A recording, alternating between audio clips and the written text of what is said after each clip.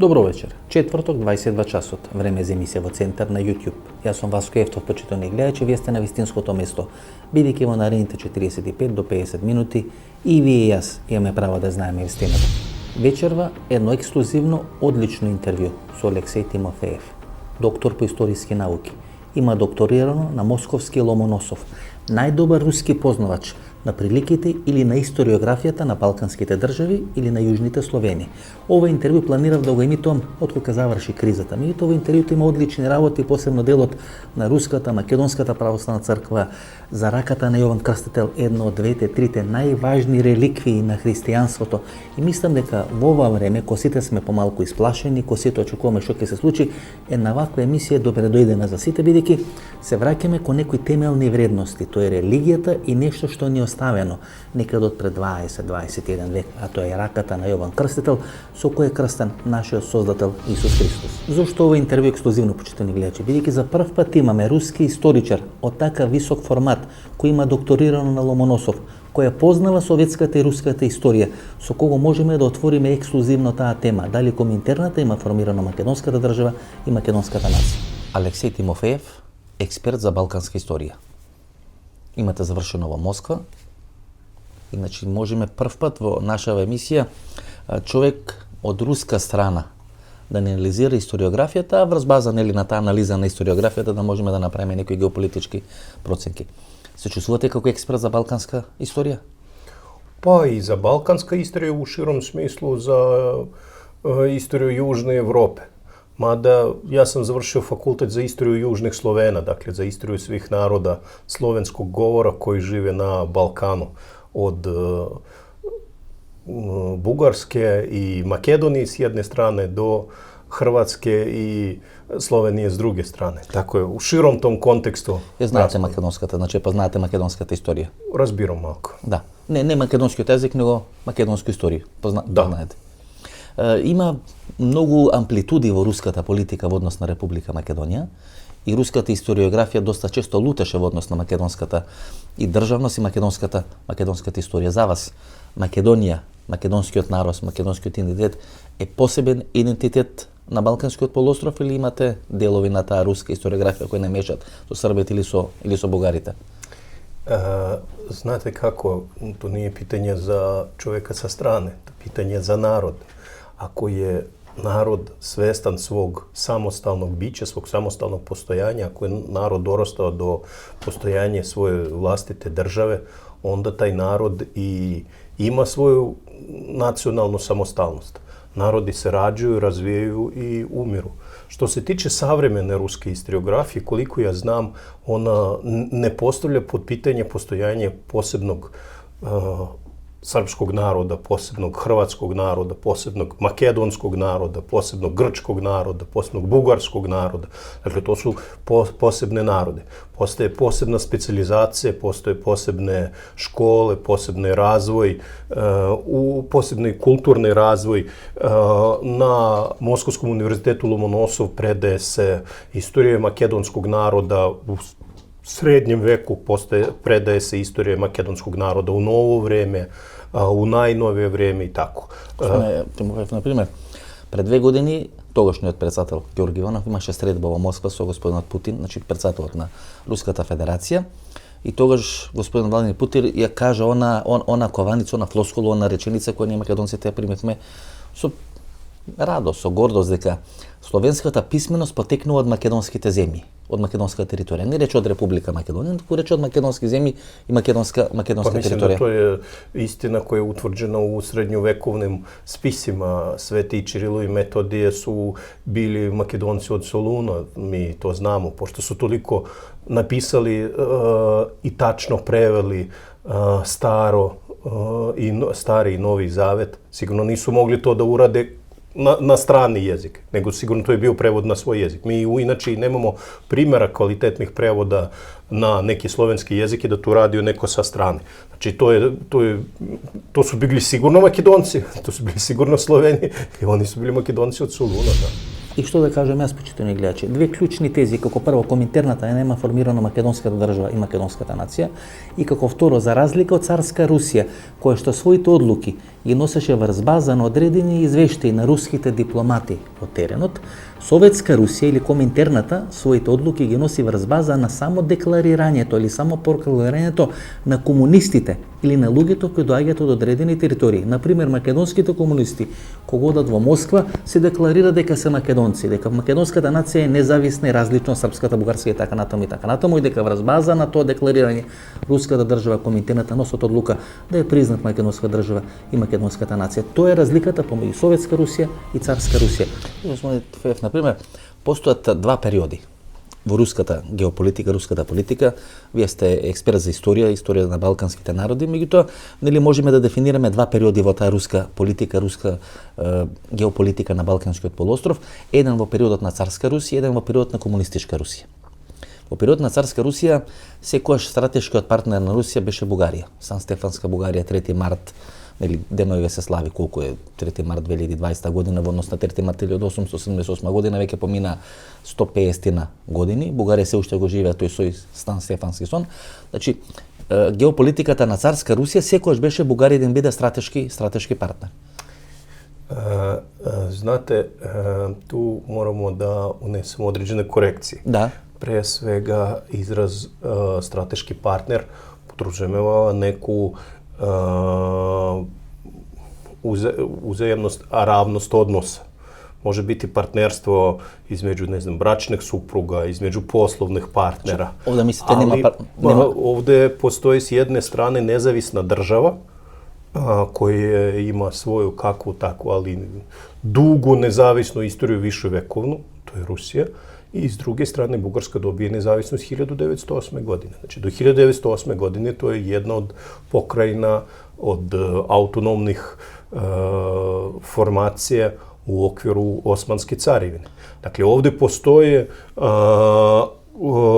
pokušaj carske Rusije da se oslone na proruske aspiracije u redovima bugarskog naroda. Ja čak ne bih rekao na bugarskog, nego na proruske aspiracije u redovima bugarskog naroda. I kao posljedice toga jeste bila i pokušaj izgradnje ruske uticajne sfere u istočnom delu Balkanskog poluostrava. U principu savremena bugarska historiografija, koliko ja znam, tumači to kao okupaciju rusku, pa sad verovatno tako je i bilo. I pošto je došlo do neuspeha u tim pokušajima i taj neuspeh je bio shvaćen negde početkom 20. veka, onda dolazi do pokušaja oslonca na Srbiju i na Srbe u tom svom širenju uticaja, kako je to bilo od 1907. 1908. i kako je to sve bilo do 1917. godine, faktički do kraja carske Rusije. To su bili dva perioda, od 78. recimo do 1907. 1908. i od 1907. 1908. do 1917. taj pokušaj. Вториот период е, например, на Советска Русија, односно на Советскиот сојуз. И тогаш е она одлука на Коминтерната да се признае посебноста на македонскиот народ, на македонската нација, македонската комунистичка партија. И до ден денес, нели, бугарите ја кажуваат таа реченица дека вие сте коминтерновска творба, што значи дека Коминтерната наредила да биде формирана македонската нација. Меѓутоа, во таа историографија, таа геополитика на царска Русија и на ова Советска Русија има драматични менувања на позициите. Јас ми се чини дека Советската Русија правеше се она што царска Русија не правеше и обратно. Ако царска Русија, не знам, ја преферираше Србија или Бугарија, тога Советска Русија ќе преферираше Македонија, не знам, или Албанија. Мислам, како намерно да се одеше спротивно на тоа што го правеше царска Русија, иако тоа за една империјална држава не е карактеристично, бидејќи империјалните држави многу тешко ги менуваат своите стратешки позиции и определби. Да. Međutim, što se tiče Sovjetske Rusije, situacija poslije 1917. godine je bila jasna.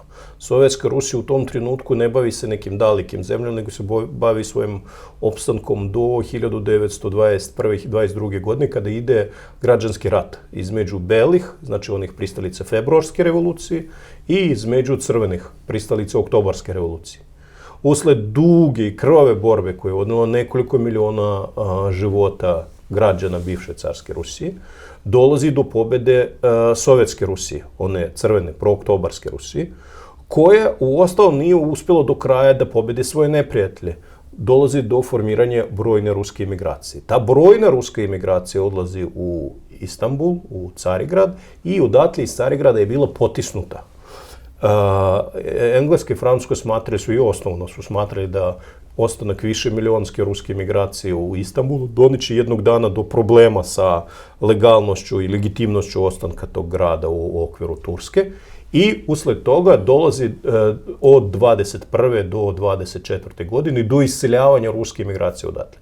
Značajni broj ruske imigracije se zadržao u Bugarskoj i u Jugoslaviji. U Bugarskoj usled zemljoradničke vlade i usled levičarskih eksperimenata deo tih ruskih imigranata, veći deo bio proteran, a u Jugoslaviji oni su našli sigurno svoje sklonište sve do 1944. godine, znači do dolaska sovjetske vojske. U takvim okolnostima Jugoslavija je bilo tumačena kao leglo neprijateljske imigracije. I osnovni obavještajni rad koji je bio vođen na području Balkana, bio je vođen baš na području Jugoslavije, bio vođen u pravcu ruske imigracije.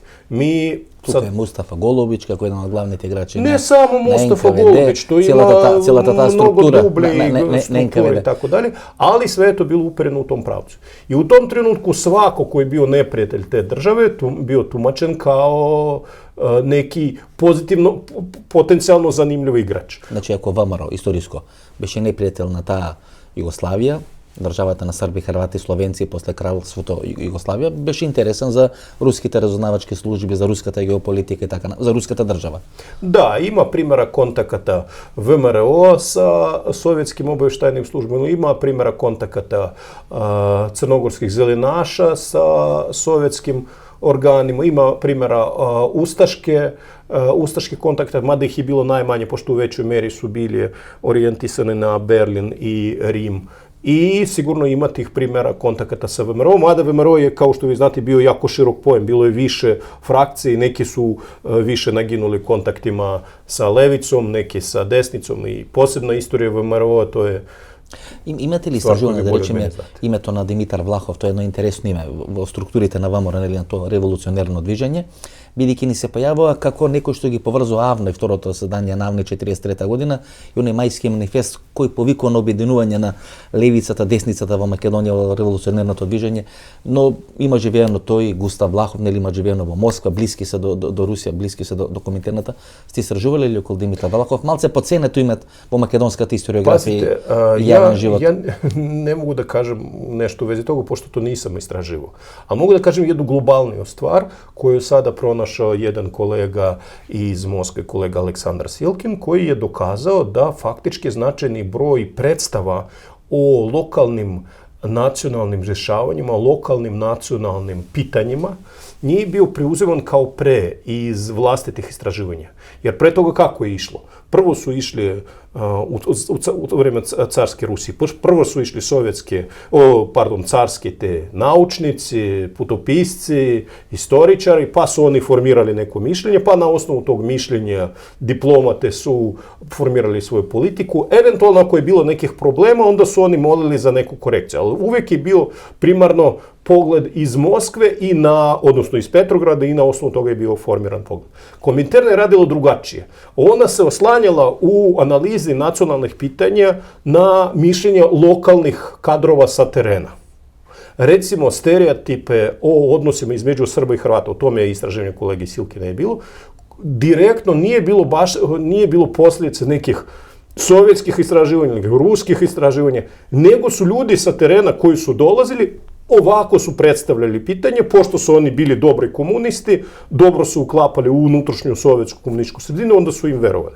Znači, realno gledano, Kominterna nije stvarala nacije na terenu, nego ona priznavala stanje, činjenično stanje koje je bilo na terenu. Ponekad to činjenično stanje dosta je odskakalo od onog što je bilo, ponekad to je bilo nešto što je bilo realno, ali u svakom slučaju to nije bilo ideje Kominterne koje je ona tamo sprovodila, nego je ona priznavala činjenično stanje na terenu. Zato je apsolutno nepravilno govoriti da je Kominterna stvarala neku naciju, crnogorsku, makedonsku, bilo koju. Ona nije imala instrumenta za stvaranje nacije. Jer instrumente za stvaranje nacije to su škola, crkva, intelektualna sredina, to moglo da radi neka lokalna politička organizacija, neke lokalno političke tela. Kominterna se bavila pitanjima svetske revolucije, borom za slobodu radništva, a nacionalno pitanje samo je shvatila kao način podsticanja u borbe za te globalne ciljeve. Sada da kažete, дека Коминтерната и да сакала не можела да ја создаде македонската нација. Баш тако. Туку само е признала реалноста која постоела на теренот на Република Македонија денешна или тогашна област Македонија. Da, ja mislim da je to tako bilo. Ja mislim da je to bilo priznavanje stanja na terenu, odnosno ne priznavanje, nego prepoznavanje stanja na terenu. Priznanje je to kada od vas nešto se traži, a prepoznanje kada vi vidite nešto i vi prepoznate. Da, ja prepoznajem da je ovo papir, da je on je beo. Eto, prepoznajem to. Ali ne mogu da ga učinim crnim bez nekih pomoćnih sredstava. Тимофеев, рековте дека 2 до 3 милиони Руси некаде почетокот на 20-те години минатиот век се во Цариград. Dobro, nije 2-3 miliona. 2-3 miliona je otišlo uopšte iz cele Rusije. U Carigradu nije bilo toliko. Tu je bilo pola miliona uvrh glave. Ali nije u jednom trenutku. Znači, oni su prolazili, Galipoli. Znači, tu se nije radilo o nekim značajnim brojevima. Некој има демографски искражувања, кои велат дека некаде почетокот на 20-те години, кога се уште Турција не е етаблирана, се уште ги води војни околу Измир, Смирна и така натаму со Грција, дека доминантно население во Цариград и во Истанбул, во тој период е христијанско население, некаде почетокот на 20-те години на 20-тиот век, 1920-21 година. To ja ne znam, ja stvarno nisam se bavio tim temom. Ono što ja znam, ja vam kažem, ovo što ja ne znam, ja ne mogu da vam objasnim.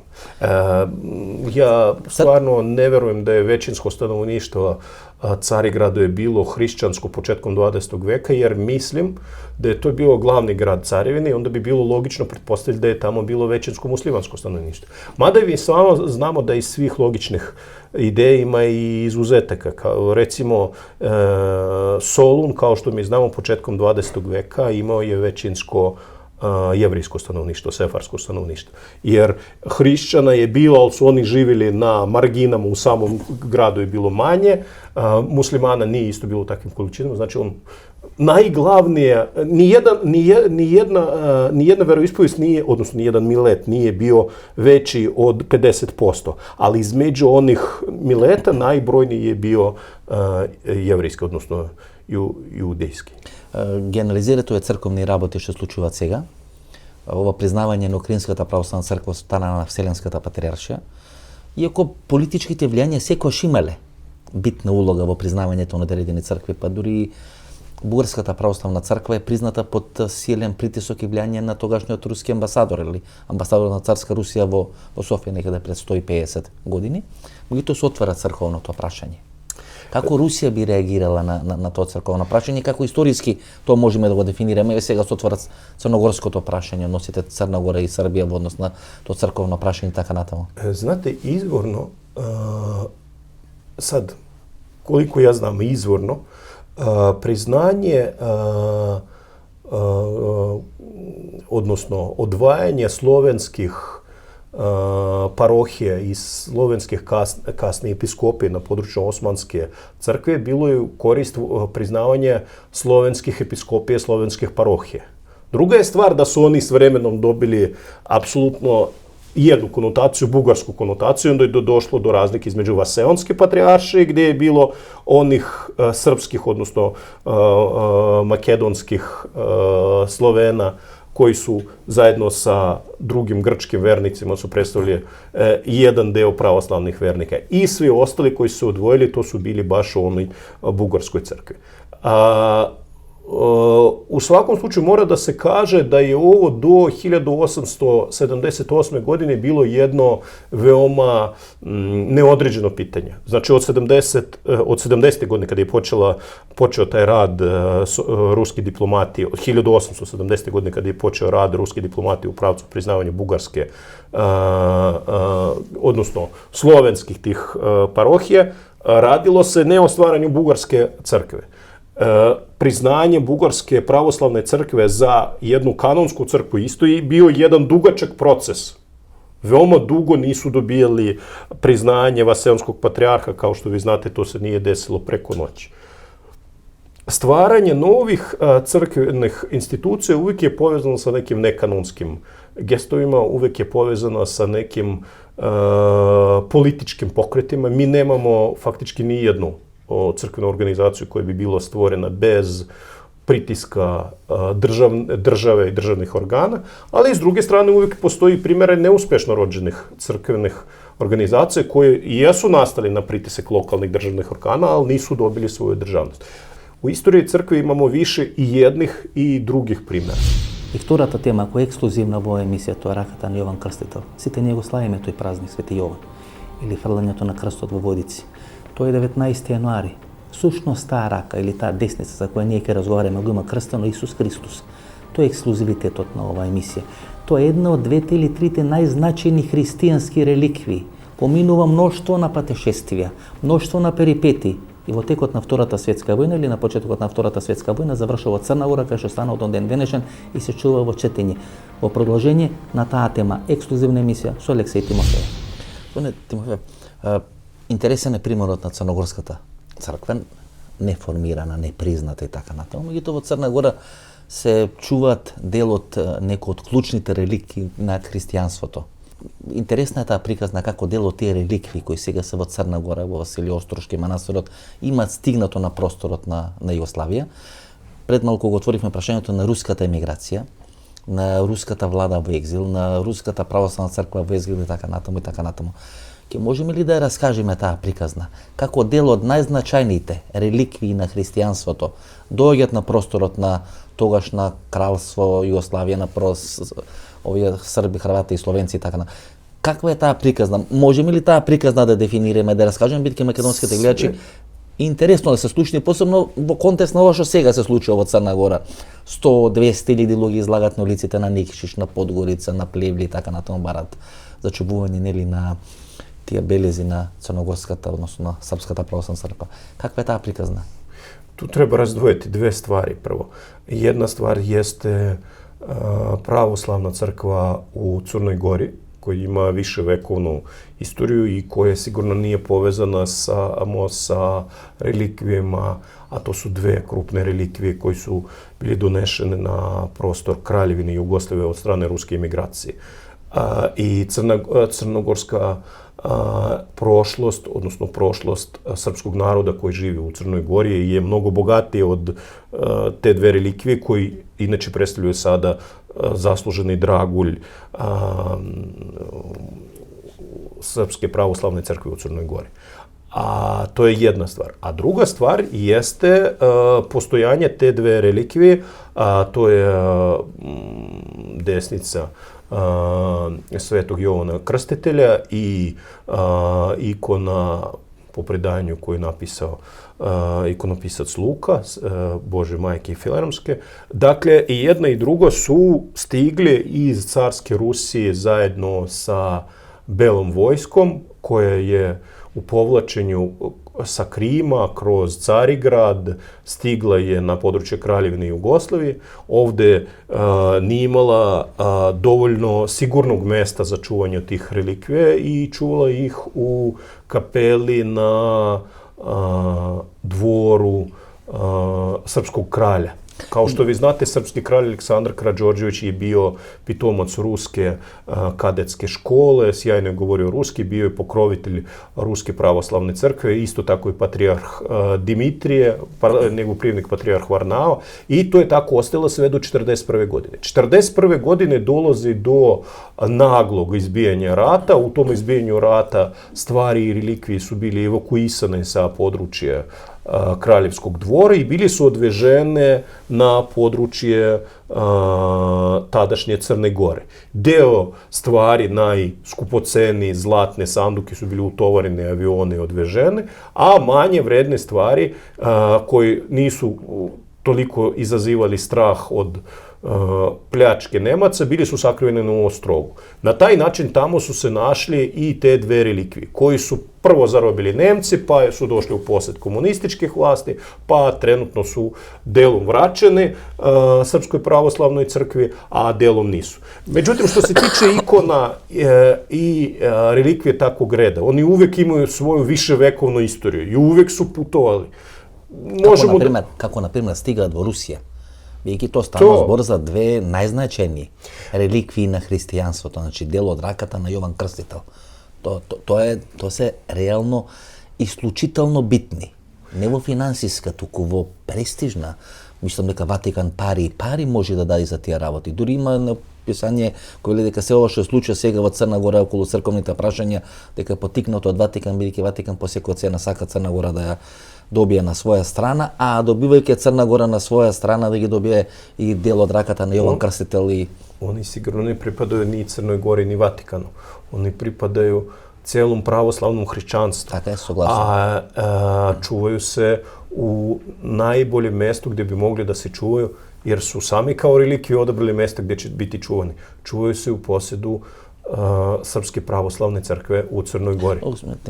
Kako stiga do Moskve i do Rusije? Do Moskve su oni stigli za vrijeme vladavine Pavla I, koji je bio krajem 18. veka, početkom 19. veka vladao Rusijom i kao takav on je pravio pomoć i podršku malteškim vitezovima. Malteški vitezovi u tom trenutku su imali ostaci svoje nezavisnosti, još nisu bili zauzeti od strane Engleske i kao zaslugu, kao zahvalnost Pavlu, koga su oni proglasili svojim šefom ordena malteških vitezova, onda su njemu poklonili te dve relikvije. A malteški vitezovi su to sačuvali iz vremena krstaških ratova. Znači, така доаѓат некаде, 1800 година, доаѓат во Петроград, односно во Царска Русија.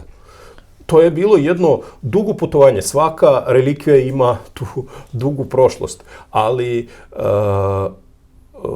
trenutno najbitnija stvar jeste to da je poznato u celom pravoslavnom svetu baš Cetinska mitropolija, baš hram Srpske pravoslavne crkve na Cetinju, gde se te relikvije čuvaju i gde pravoslavci mogu da se poklone. После пропаста на Царска Русија и Октомвриската револуција, тие реликвии напуштуваат територијата на Русија и на Советскиот сојуз, патуваат низ светот и завршуваат во Југославија. Или директно доаѓаат во Југославија, бидејќи Prvo su putovali svetom, da, oni nisu mogli direktno da uđu u Jugoslaviju, pošto nema rusko-jugoslovenske granice, znači trebali su da proputuju. Сега има некои приказни, некои вела дека преку Брисел, дека во едно време се чувани во Белгија, дека се чувани во Брисел, сепак станува збор за две големи светињи. Ali to je proputovanje, znači osnovno to jeste bila, to su bili relikvije koji su nalazili u posjedu Ruske pravoslavne crkve u inostranstvu. Ako mi direktno hoćemo da kažemo kome su oni pripadali. Znači na Ruska pravoslavna crkva u inostranstvu, koja je u tom trenutku proglasila svoju nezavisnost, koja je od 21. godine na Saboru proglasila svoju nezavisnost, zato što je tumač... 1921. godina. Da, od 1921. godine proglasila svoju nezavisnost i nalazili su se u posjedu te crkve. Ta crkva jeste proglasila svoju nezavisnost zato što je smatrala da patrijarh Tihon jeste bio pod direktnom kontrolom boljševika i ne može direktno da upravlja državom. To jeste bilo jesu bili vremena raskola koji su potrajali sve do početka 21. veka kada je došlo do ponovnog ujedinjavanja Ruske pravoslavne crkve i Ruske pravoslavne crkve u inostranstvu kad se one ujedinili. Дел од руската елита и Руската православна црква ги чува во Белгија, ги чува во Брисел, шетат по Франција, тука по Западна Европа пред да стигнат во Србија или во тогошно кралство Југославија, тие реликвии. Da. To jeste put koji jeste morala ikona da te relikvije da prođu, ali osnovni, kako bi se reklo... Zašto Aleksandar Karađorđević, na primjer? Oni nisu bili poklonjeni Aleksandru Karađorđeviću. Daveni mu se na čuvanje. Oni nisu mu bili dati na trajni posed. Oni su se čuvali kao neko blago u trezoru. ali nisu bili, nema nikakvih zapisnika o predaje, poklonu i tako da, ne predavanje. Znači oni fizički, ako vi hoćete da baš da vidite neku tapiju, ne. Jedini dokument koji postoji, taj dokument smo objavili pre nekoliko godina na srpskom jeziku, odnosno na ruskom jeziku, to jesu uspomene inženjera Smirnova, koji je bio višegodišnji tehnički, on je bio inženjer i bliski čovjek carskom dvoru i višegodišnji je bio tehnički pomoćnik s jedne strane u ruskoj emigrantskoj zajednici ovdje, u organizaciji koja se bavila ruskim emigracijama ovdje i koja je bilo osnivano od strane kralja Aleksandra, a s druge strane on je bio tehnički komendant, dakle, što bi se reklo, šef kućepazitelja starog dvora. I kao takav on je bio upućen u te stvari. Posle smrti kralja Aleksandra dolazi do promjene viška tih ruskih kadrova. Pavle, iako je bio polurus po majci, majka mu je bila Ruskinja, Pavle regent, nije baš bio naklonjen Rusima, možda zbog teškog tog svog odnosa sa majkom koja ga je napustila u dobu dok je bio odojče, ipak ostalo je nekoliko tih Rusa koji su obaveštavali redovno Smirnovo o stanju relikvije, kako se oni čuvaju, i oni su ostali da se čuvaju tamo u dvoru. I čuvali su se sve do u kapeli, sve do trenutka kada je izbio rat. Oni nikad nisu bili pokloneni, oni nikad nisu bili predati kao neki poklon, ne znam, amanet, nešto što je bilo na čuvanju i tako dalje. Znači oni su bili kao stvar na čuvanju. Ali mora da se kaže... Se čuvat u carski odbor. Da, u kraljevskom dvoru.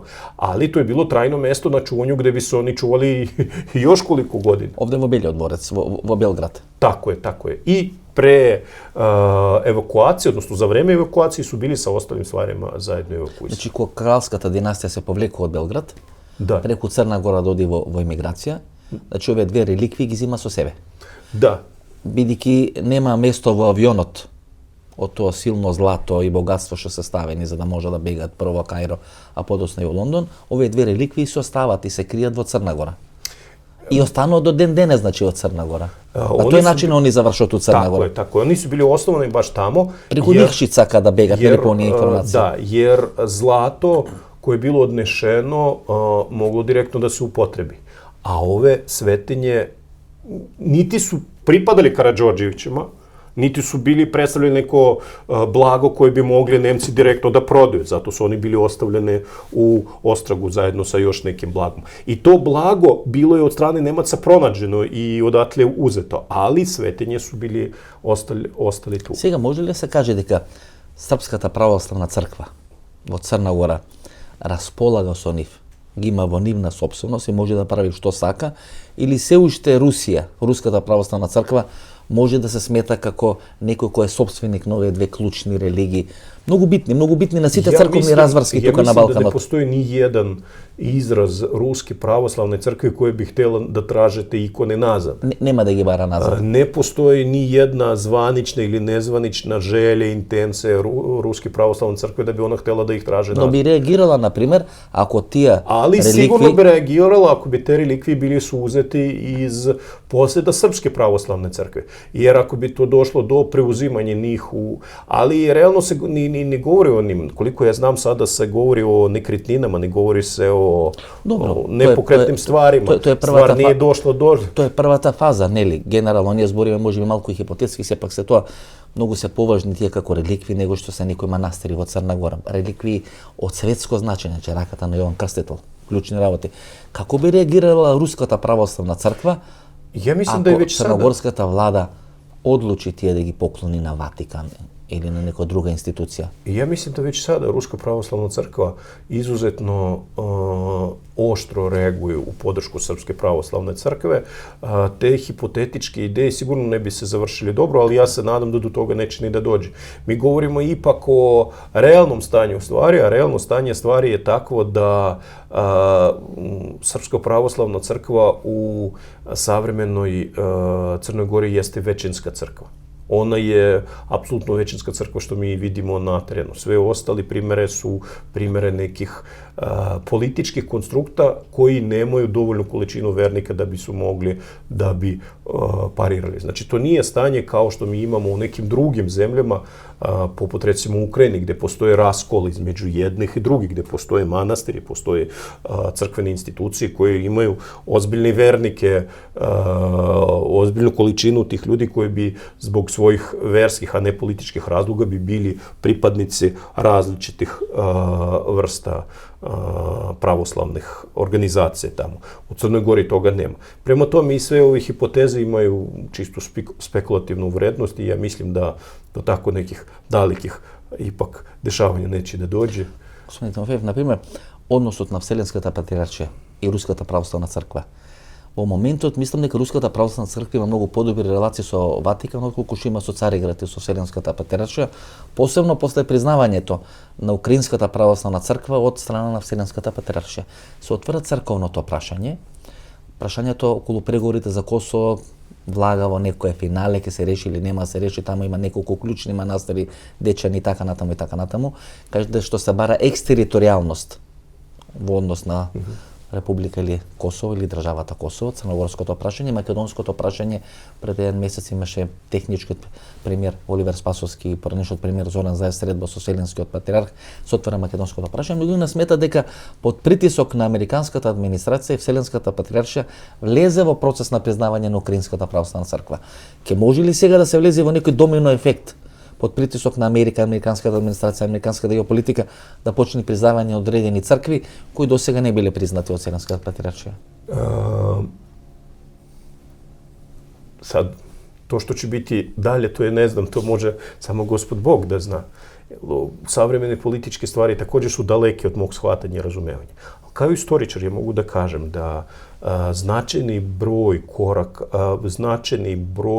koraka, priznanje, nepriznanje, tomosa, poslanica i ostalog kojih je prihvatala crkva u Istanbulu, u Carigradu, Vaselenska patrijaršija, i to nije sada, nego zadnjih više vekova unazad, ona je prihvatala zbog finansijskih razloga. Jednostavno to je tužna situacija koja se stvorila sa Vaselenskom patrijaršijom, koja čuva svoje prošlo ime, koja čuva svoj prošli autoritet, ali nema vernika. Znači nema financijske izvore postojanja. Od kada da se finansira? Od kada da se finansira. I većan deo prihoda ona imala ili sa područja drugih crkvenih institucija, ili ipak na području Osmanskog carstva nije bilo dovoljno. Ili od darivanja različitih tih priznanja, tomosa i tako dalje. Sama Ruska pravoslavna crkva, i to ima u objavljenim dokumentima, sve te tomose koje ona dobijala na svoje priznavanje, prvo na mitropoliju, autokefalnu, pa poslije na patrijaršiju, 16. vek, sve to išlo, a pre toga izbore svakog novog mitropolite, koji je trebao da bude Rus, a ne neki Grk, i to taj Rus koji je odgovarao samom velikom knezu, tadašnjom glavi Ruske države, to je sve bilo za pare.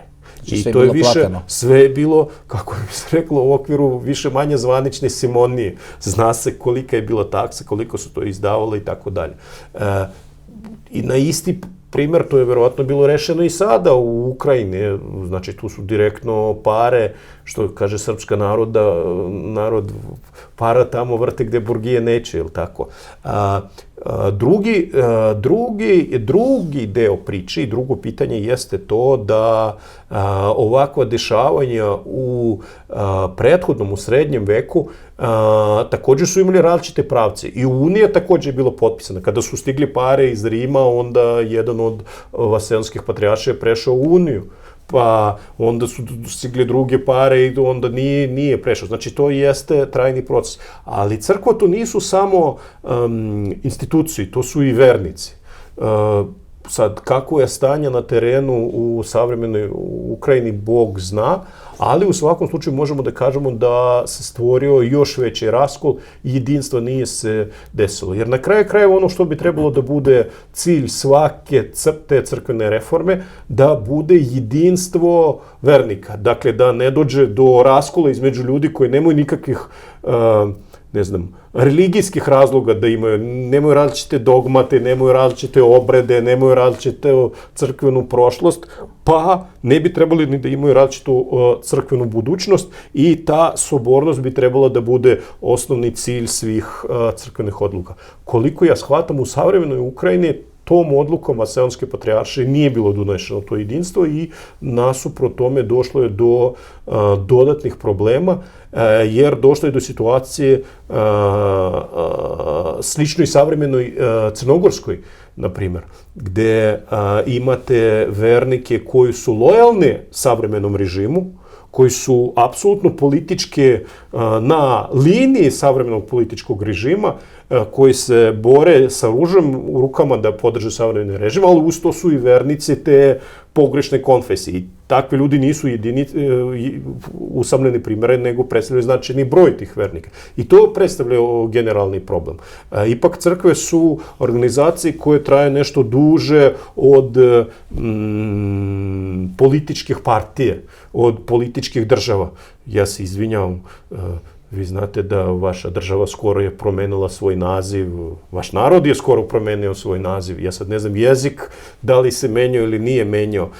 Zamislite da bi crkva svaki put odlukom parlamenta morala isto da menja granice. Ipak crkva je nešto trajnije, što ne znači da to je loše da država promenila svoj naziv, znači to je bila većinska odluka i svi su se tako prihvatili, ali crkve ipak traju nešto duže. Ako će oni isto tako brzo menjati, onda može da dođe do učitavanja veće količine tih grešaka koje će da dođu do brzih problema. Crkva je ipak viševekovna institucija, njoj treba više vekova da se ona promine.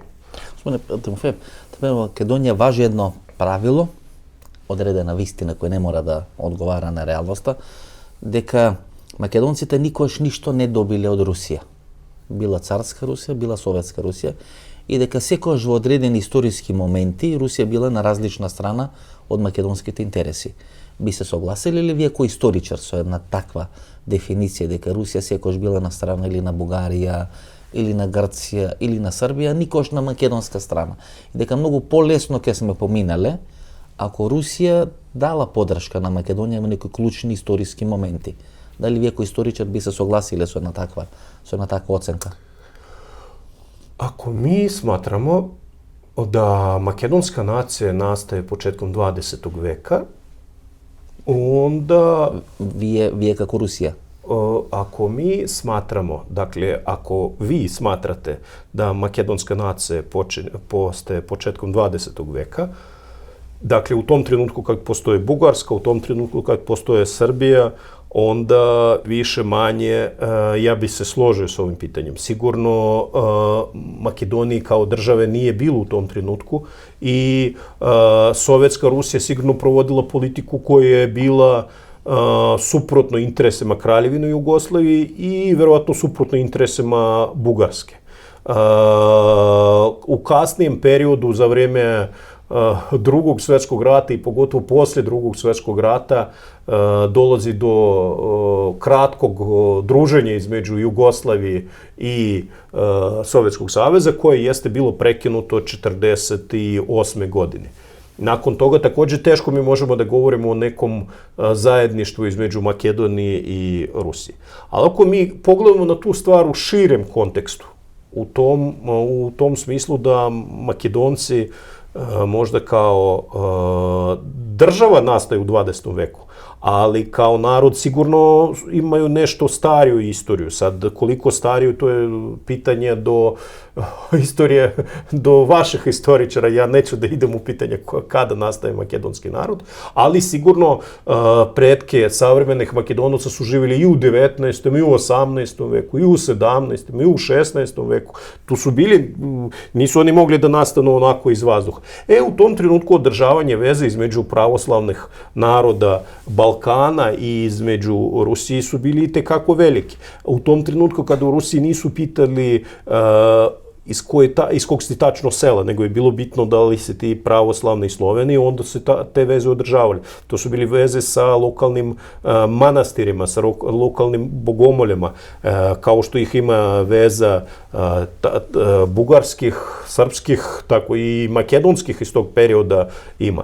Druga stvar, da li su oni u tom trenutku se nazivali makedonski, da li su oni nazivali na srpski ili bugarski, ili da li su oni u to vreme samo govorili da su oni Sloveni. To je sad drugo pitanje, mi opet ne idemo u tu dubinu. To je prva stvar. A druga stvar jeste to da ja mislim da savremena Rusija daleka je od mnogo bližih pravoslavnih slovenskih naroda koji žive pored nje.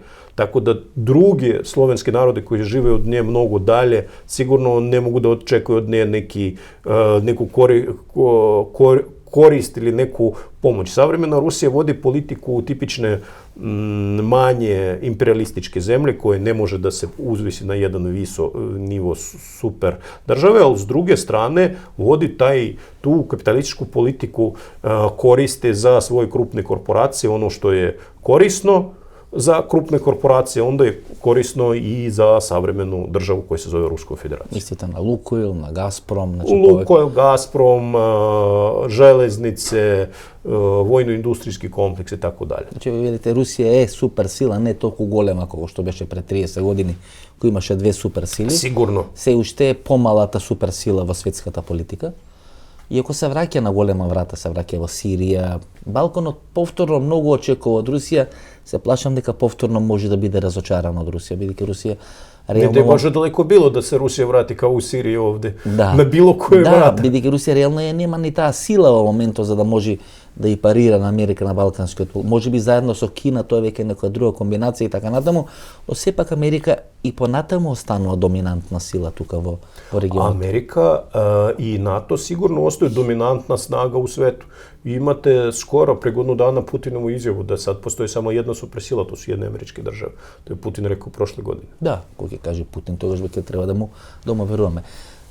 Dobro, ako on sam to kaže, znači on sigurno ne pretenduje na to. Ne moramo da mu verujemo u svemu. Ali ako on sam negira svoje postojanje u rangu supersile i kaže da postoji samo jedna supersila, onda moraš da mu veruješ. Како вие како историчар, кој ги позна балканските прилики, балканската историографија или историјата на јужните Словени, како нели дефиниравме на почетокот, би ги дефинирале односите на Русија и Македонија, на Руската црква, Македонската црква, на историското ВМРО, на Комунистичката партија Македонија и Руската филозофија или Руската геополитика. Како историчар би ги дефинирале ко финале на овој разговор? Neka od ovih pitanja sigurno ja ne mogu da odgovorim zato što nisam u toku tih dešavanja. Ja stvarno savremene odnose između savremene Rusije i savremene Makedonije ne mogu da vam... Mislim na one istorijski relacije. Što se tiče istorijskih relacija, ja mogu da kažem da veoma dugo Rusija nije prepoznavala postojanje posebnog etniteta. Ne Srba, ne Bugara, već Makedonaca. To neprepoznavanje Makedonaca kao posebnog etniteta je sigurno bilo je povezano za celu istoriju carske Rusije.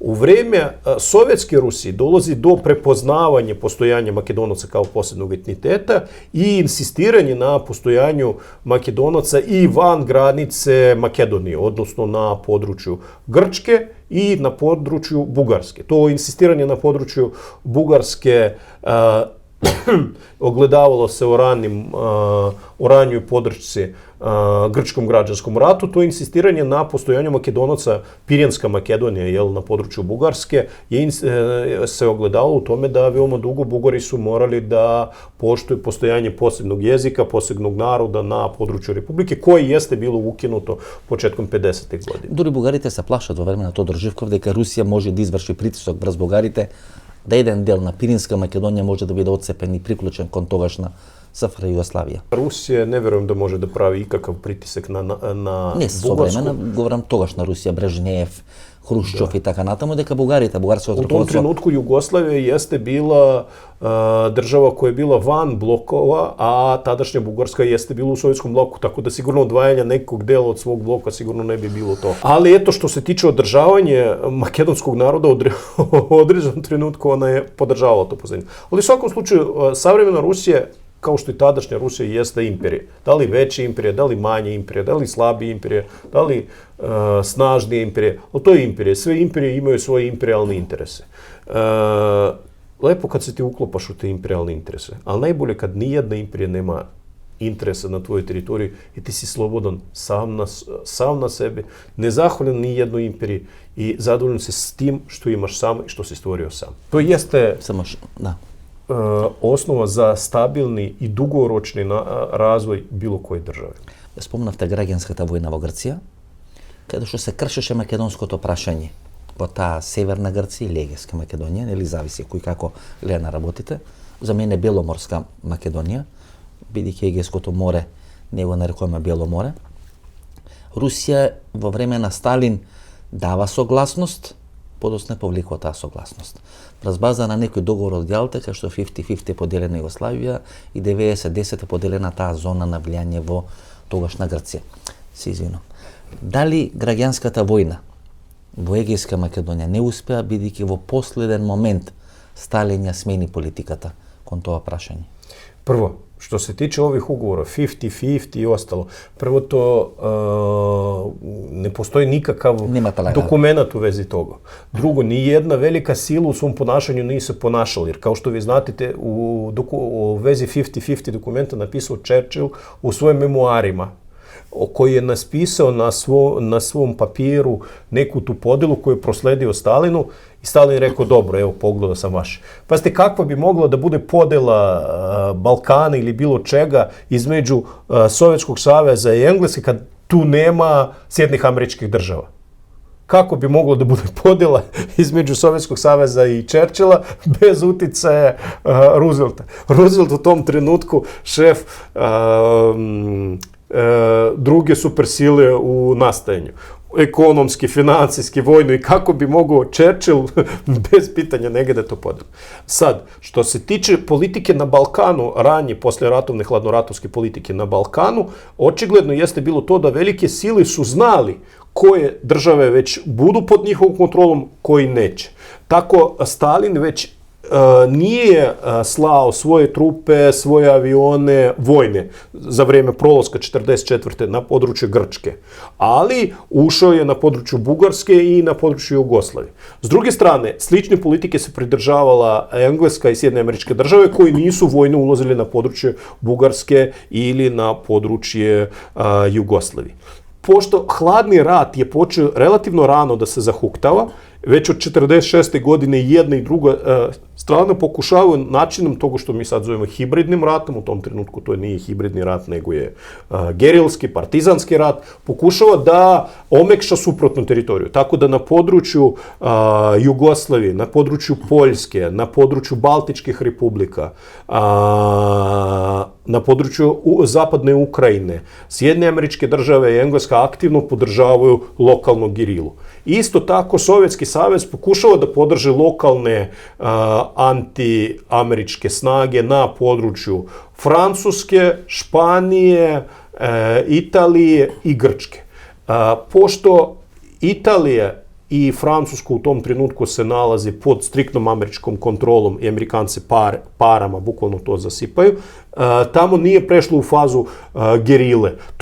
To su bili teritoriji gdje je došlo samo do ulaska komunista u lokalne organizacije, oni su neko vreme bili u vladi i poslije su se povukli, pretvorili su se u jaku opoziciju. Na području Španije je bilo pokušaja izbijanja, ali je bilo predaleko. Dakle, prve odrede koji su tamo ušli bili su pobjeni od strane Franka, na tome stvar se završila. Na području Grčke to je bilo blizu Sovjetskom savezu, to je bilo van kontrole Amerikanaca, tamo su stajale engleske snage od 49. 44. 45. 46. to su engleske snage, a Engleska u tom trenutku siromašna, manje trupa, manje snaga i ne može to da kontroliše, tamo je građanski rat izbio. radilo se o pokušaju lokalnih komunista koji su sigurno dobili podršku iz Moskve i koji su dobili logističku podršku drugih okolnih komunističkih režima. Jugoslovenskog pre svega, albanskog i bugarskog.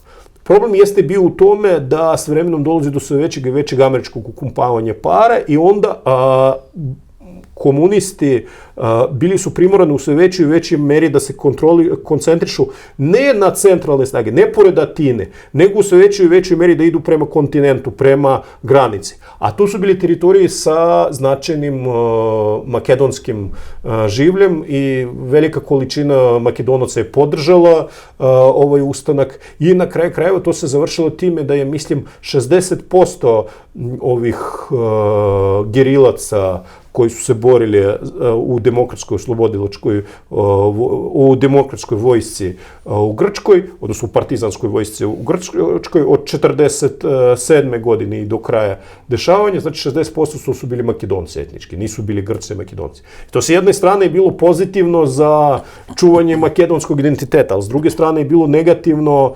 dugoročno, zato što nisi mogao maninom da zauzmeš većinu, bilo je očigledno da je to borba za neko odcepljenje. I kao identistički pokret koji je izgubio, na kraju je došlo do osvete, do snažnih pritiska na lokalno makedonsko stanovništvo i do onog stanja koga sad imamo u Grčkoj, gdje faktički, koliko je znam, jako malo je ostalo.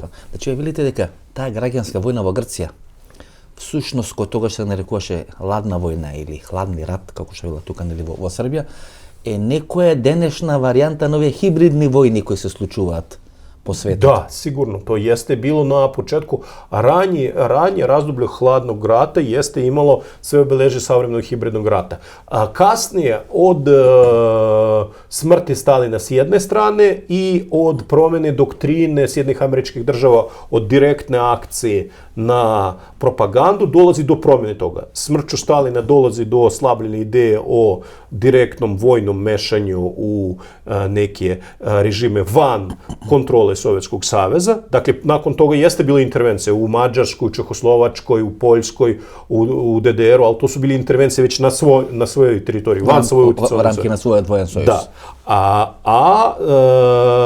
S druge strane, Amerikanci su prestali podržavati tu gerilu i prestaje gerila i u Poljskoj, i u Baltičkim republikama, i u Ukrajini, i u Jugoslaviji i nakon toga dolazi do razdoblja stabilizacije. Hladni rat je ostao, više nije bilo hibridnog rata. Hvala puno. Нема на чему. Да. Ovo беше емисијата во Центар, јас сум Васко Евтов, почитувани гледачи. Ние се гледаме во недела во 22 часот, до недела до 22 часот. Се надевам дека ќе ве начекам во едно добро здравје, во добро расположение и најавувам повторно дружење. Недела 22 часот. До тогаш пријатна вечер Македонија, каде и да си.